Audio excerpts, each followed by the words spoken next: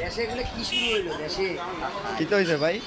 ভাই আমরা হকার, আমরা রাস্তায় হাইকে একটা দোকানদার করি, আমরা 100 টাকা করে খাজনা দিতে হবে। কিসের খাজনা এটা? কোন জায়গায়? বাজার খাজনা, লাঙ্গল বাজারে।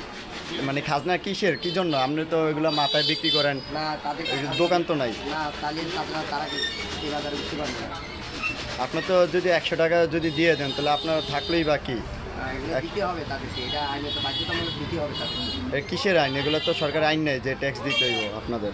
এখন তো দেখা গেছে দেওয়ান লাগবে আইন, তারা 30 লক্ষ টাকা দিয়ে, তারা 30 লক্ষ টাকা তারা নাকি বাজার খাজনা আনছে। মানে কয় টাকা পাই আর ভাই? এগুলো দেখছে নাইলে দেখা গেছে ডেলি 300-400 টাকা না রেডি দিবি।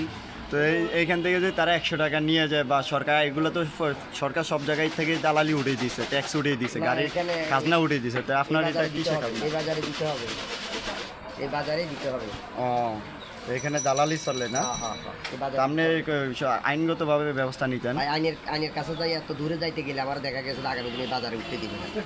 ও।